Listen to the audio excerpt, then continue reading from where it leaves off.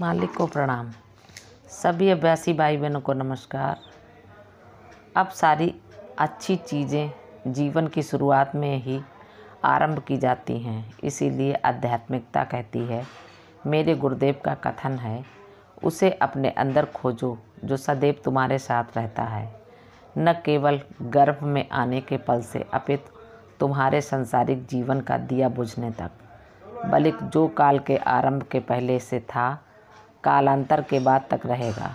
वह सदैव तुम्हारे साथ रहता है। वह न केवल तुम्हारे साथ है, बल्कि वास्तव में वह तुम ही हो।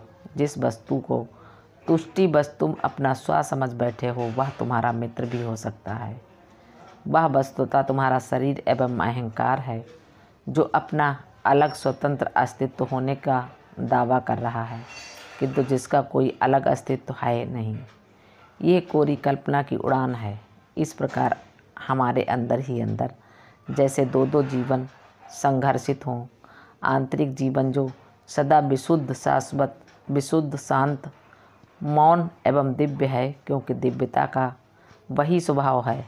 आनंदित एवं दिव्यता संग संग रहते हैं। वे एक ही वस्तु के दो अंग हैं और हमारे अंदर ये मैं हूँ वाली अलौकिक, शारीरिक एवं सीमित संचेतना होती है। यह एक नाम एवं रूपधारी हाड़ मांस रुधिर का लोथड़ा, जो कभी स्वयं को सुंदर समझता है, कभी असुंदर समझता है और इसीलिए सुखी दुखी होता रहता है। ये सारे जीवन भर अपने इस नश्वर स्व की साज संभाल की चिंता में लगा रहता है। इसको अनश्वर मानते हुए, जो कि असंभव है, काल के साथ साथ शरीर का क्षरण तो होना ही है, जिसे वैज्ञानिक भाषा में जीव क्षरण कहते हैं। अब मैं मानता हूँ ये शब्द जीव से उत्पन्न हुआ है, अर्थात जीव विज्ञान देहधारी का क्षरण होना ही है। जीव का नहीं, वरन जिसमें यह निवास करता है, अर्थात शरीर, जिसमें ये रहता है और जिसके लिए हम अपने सारे प्रयास एवं अध्यायवश बर्बाद करते हैं, झगड़ते हैं कि तुम मुझसे ज़्यादा सुंदर हो, मैं तुमसे ज़्यादा ताकतवर हूँ, वह उस व्यक्ति से अधिक पढ़ा लिखा है। गोरे लोग काले लोगों से बेहतर होते हैं, धनवान आदमी सुख सुविधा संपन्न होते हैं, निर्धनों की अपेक्षा अधिक सुखी होते हैं। सब झूठ है। आप किसी व्यक्ति के चेहरे पर नज़र भर डालिए, पता चल जाएगा कि गरीब लोग धनवानों से अधिक खुश हैं, उनके जीवन में अधिक समरसता है। हाँ, वे फुटपाथों पर सोते हैं, परंतु शांति के साथ सोते हैं। उनको डकैतों चोरों का डर नहीं रहता, उनको किसी भी बात का डर नहीं रहता। धनवान आदमी 24 दरवाज़ों 48 तालों के पीछे सोता है और फिर भी उसको नींद नहीं आती। देखिए, हमने अपने स्व के भाव को इस देह के साथ संयुक्त कर लिया है। इसको हम सजाते संवारते हैं, इसको सुखी रखने के उपाय करते रहते हैं। हम इसके रख रखाव, वृद्धि आदि में हर संभव उपायों का प्रयोग करते हैं और इसके क्षरण के विचार मात्र से हम कांप उठते हैं। आप जानते हैं, सबसे बड़ा भय मृत्यु का भय है। इससे बड़ा और कोई डर नहीं। व्यक्ति बीमारी से इसलिए भयभीत रहता है कि कहीं इससे उसकी मौत न हो जाए। मृत्यु का भय समस्त भयों का आधार है। यदि मृत्यु का भय न रहे तो कोई दूसरा भय रह ही नहीं सकता। कृपया इसे निश्चिंत मानिए। आप सिंह से डरते हैं, क्यों? क्योंकि आपको सिंह के हाथों मरने का भय सताता है। आप पंजाब के किसी आतंकवादी से डरते हैं, क्यों? क्योंकि आप डरते हैं कहीं मेरे गोली न मार दे। आप शक्तिशाली परमाणु एवं न्यूक्लियर बमों से संपन्न अमेरिका से क्यों डरते हैं? कहीं वह हमारे ऊपर बम डालकर हमें राख में न मिला दे। ऐसी स्थिति में यदि आप कहें, भगवान के लिए मेरे मित्र, तुम इस देह को तो मिटा सकते हो, किंतु इसको, आत्मा को नहीं, तब हमें भय किसका? सिंह भूखा है, आपको खाने आता है। लो, भोग लगा लो मेरा, मैं शाश्वत हूँ। तुम केवल मेरा हाड़ मांस रुधिर ही पी सकते हो। अगर यह आंतरिक साहस आ जाए, अस्तित्व की सच्चाई समझ में आ जाए तथा अस्तित्व के क्या, क्यों और कैसे का उत्तर मिल जाए, तब ये मैं देह में स्व का भाव है मेरे पहने हुए रेनकोट जैसा हो जाता है। भगवत गीता में बारंबार कहा गया है कि आत्मा अनादिकाल तक अपने विकास क्रम में देह बदलती रहती है, जैसे कोई व्यक्ति अपने वस्त्र उतार कर फेंक दे। अब मान लीजिए हम जब भी अपने वस्त्र उतारें और फिर पुराने पारंपरिक ढंग से सीना पीट पीट कर रोएं, तब क्या आप इसको मूर्खता या बुद्धिहीनता नहीं कहेंगे? और जब आत्मा अपने अंतर्ज्ञान में इस मर्त्यलोक का अनुभव करने के लिए एक देह धारण करती है, जब वह अनुभव पूरा हो जाता है तब उसे त्याग देती है।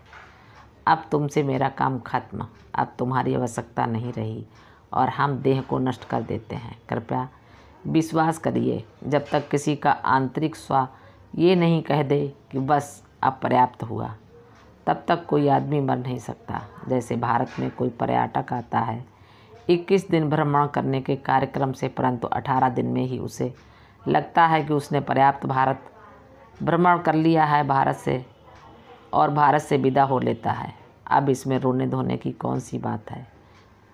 उसने पर्याप्त भुगत लिया, पर्याप्त देख लिया।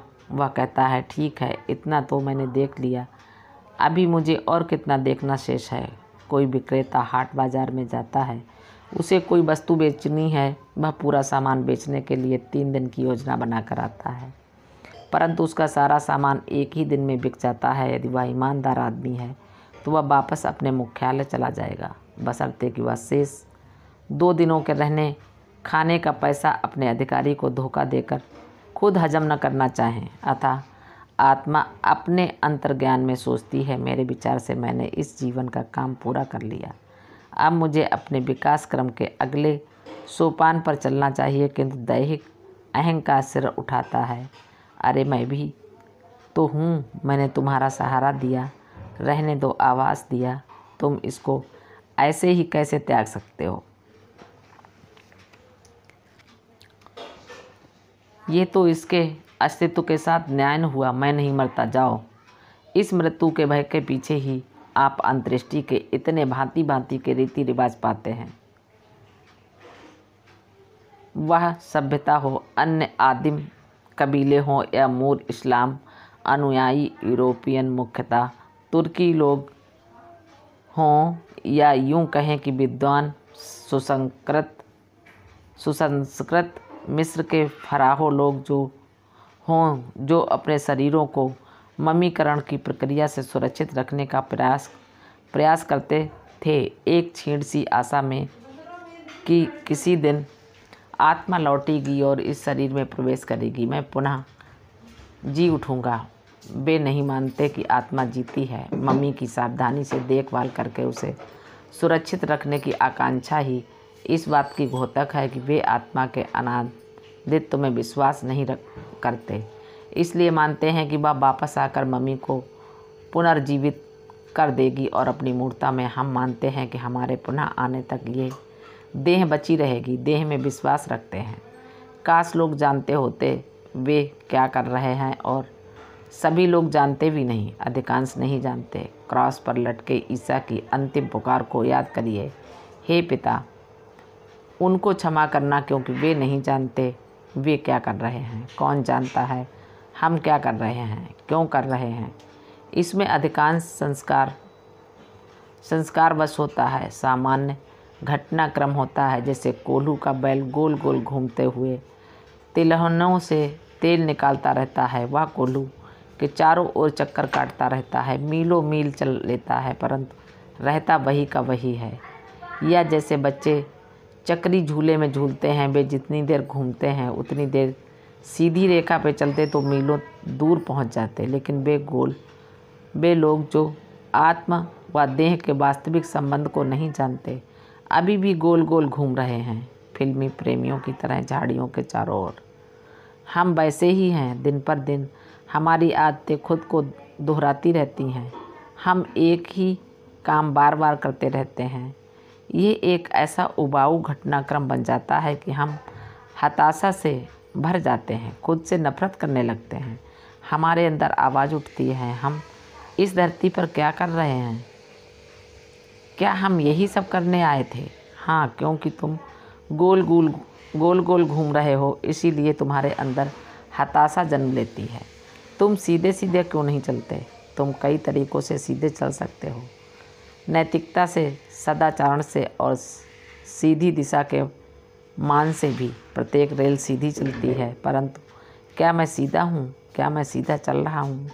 जब हम किसी भ्रष्ट आदमी को समझाते हैं तो कहते हैं कि मेरे दोस्त, आगे से सीधे सीधे चलना आरंभ कर दो, वरना यदि आप एक ईमानदारी का जीवन जीना चाहते हैं, धर्मपूर्ण जीवन जीना चाहते हैं, जिसमें आप कह सकें मैं जो शब्द प्रयोग कर रहा हूँ वह न तो सटीक है, न ही अच्छा बल्कि बहुत बुरा है, कि मैं इस जीवन से आत्मसंतुष्ट हूँ, तो उसी संतुष्टि के लिए यहाँ सीधे चलने का, सीधेपन की बात की जा रही है। मैंने जो कुछ भी किया मैं उससे संतुष्ट हूँ, इससे अधिक मैं और कुछ नहीं कर सकता था। मैं न किसी के प्रति जवाबदेह हूँ, न मुझे किसी के सामने खड़ा होना है, न बहानेबाजी करनी है। मुझे केवल खुद के साथ सच्चाई बरतनी है। मालिक को प्रणाम। सभी अभ्यासी भाई बहनों को नमस्कार, धन्यवाद।